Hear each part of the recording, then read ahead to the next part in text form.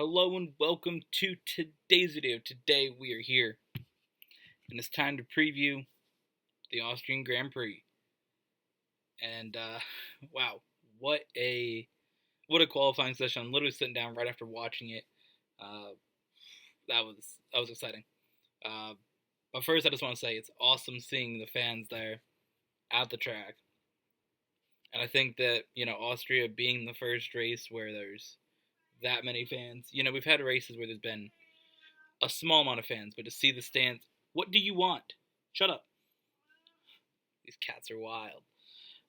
But to see that many fans there, and to have all the Max fans, all the Dutch fans going wild, always an awesome sight to see. And the fact that they're all there this week is awesome. And next race, the British Grand Prix is gonna be wow, all the British fans there as well. So cool to have those two races back to back, be the first ones with fans there. So let's jump into previewing this. All right, let's see what we got here for this weekend.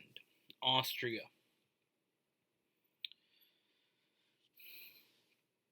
So practice one, it was Max along with Leclerc and Sainz in the top three.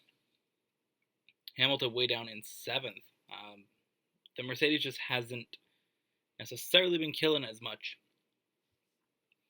at this track at this weekend as we've seen, obviously in the past. Now things did go back a little bit to normal. We had the Ham Botver top three again.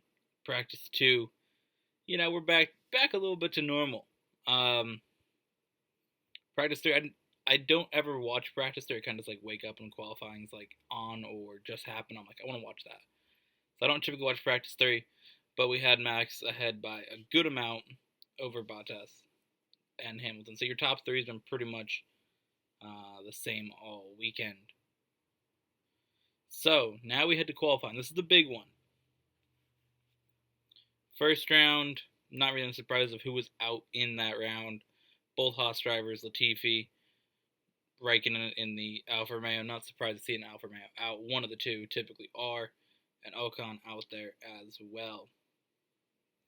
Round two, we saw Sainz and Leclerc not make it through. They decided to go out on mediums, which honestly, starting 11th and 12th isn't as bad as starting, if they got 7th or 8th on soft tires. It's not terrible. They're going to be able to make a few passes there with free tire choice going into it instead of being locked into softer tires just to make it through. So, not terrible for them. Also, Ricciardo, 13th again. Pretty sure that's where he was last time. We have Alonso in 14th. Now, he was on a flying lap. Got slowed down by Vettel, who was sort of building a gap, a little slow area, which he didn't even cross the line in time, but he slowed down Alonso a little bit. So we're awaiting potentially a penalty on that. So where Vettel starts might not be, or what we say in this video, because there hasn't been a penalty yet at the time of the recording, so he might start a little further down. We don't know on that, but Alonso ended up getting 14th, Giovinazzi in 15th. Then we head to the top 10, and we got Stroll in 10th. Then George Russell in 9th, the highest qualifying for the Williams in a long time. The first Q3, I believe, since 2018 for the team. Obviously, George Russell's first time into Q3 with the team. Only his second Q3 appearance. Of course, he qualified second for the Secure Grand Prix when he drove for Mercedes. The one race that Hamilton was out. So, Russell there, he did get through on the mediums as well. So that was kind of impressive. He'll start on mediums for tomorrow's race from 9th, maybe even 8th if Vettel gets a penalty. Speaking of Vettel, he is in 8th, and again, we're waiting to see. I don't really know what the penalty is. Maybe a 3-place grid penalty. Maybe that puts him in 11th, 10th, whatever. I don't know how. Yeah, he'd be 11th. So maybe we'll see Vettel in 11th if it's 3-place. I'm not really sure what the penalty on that would be. Yuki Tsunoda got a 3-place penalty last week for not nearly as big of a block on Bottas into the corner. So I would not be surprised if it's a 3rd-place penalty there for Vettel. Speaking of Yuki Tsunoda, he got 7th, Gasly in 6th, Bottas in 5th, Hamilton in 3rd, or 4th, Houston being top 3. Hamilton in fourth, with Perez in third. Good there for Red Bull to have two drivers at the top. Perez finally starting to figure it out in qualifying as well. That was something that you didn't see as much. We've seen, on race day, he was killing it. He was, making his way through, being in a solid spot, but he didn't necessarily have those qualifying spots locked down. So to be third, pretty good there for the battle. Lando Norris in second, very, very close to, I think it was 0.048 off of Verstappen's time, which is not bad. Of course, Verstappen getting pole 2 weeks in a row here. Or is it 3 weeks in? Didn't he get it in France? Yeah, I think he did. 3 weeks in a row.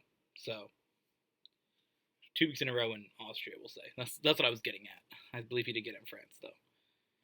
So I actually want to confirm that. I mean, I should remember this stuff. He has to have gotten it there. Yeah, he did. Okay. Yeah, he had it, and then he lost in the first little corner. Yeah. All right. So, the race. Let's look at some of the qualifying here. Kind of get an idea of what we're going to see. Again, Sainz and Leclerc, where they are, is a solid spot to be. The Ferrari were able to go through the field last week. We saw that with Leclerc after he crashed half the field. He was able to recover from that. Of course, he did pass a bunch of worse cars, so, we'll see. But the Ferrari was able to get by at least slower cars. So, they may be able to make up a few spots here or there. So we got that. I'd like to see Russell get points. I don't know if he can. He'll be on the mediums, so that's a good spot to be with some of the drivers in front of him on soft tires. So he might be able to do a one-stop strategy, as long as the car doesn't go boom like it did last week.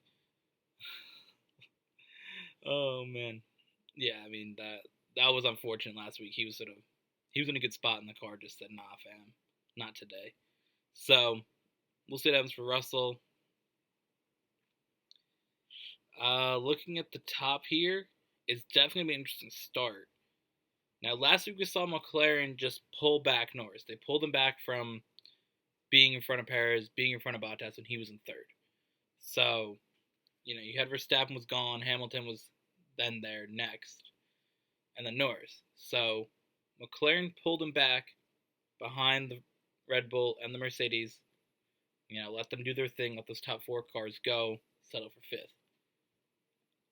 I don't know if we're going to see the same thing from them here. Honestly, it'd be surprising if they just said, all right, we're going to pull back. Considering the spot that they're in a solid, position. That car is very quick in a straight line. And I think we're going to see Verstappen pull away like we saw last week. I don't think there's going to be any difference in that. But I think the car is behind. I think maybe Norris gets fourth. I think you'll see Perez get by probably pretty quick. And then we'll see Hamilton probably go by as well. I don't really have any faith in Bottas doing anything, so I think we'll see Norris there. So I think we're going to see Verstappen, Perez, Hamilton, Norris, Bottas, your top five. So with that, let's write down that prediction because, well, I just made it. Race winner predictions. Austria. For now, I don't know how many races in a row.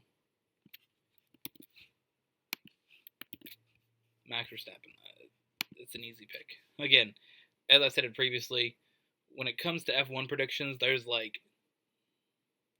it's a little bit more clear cut who to pick for wins when it comes to something like when I do the predictions for NASCAR. There's a lot more drivers to choose from.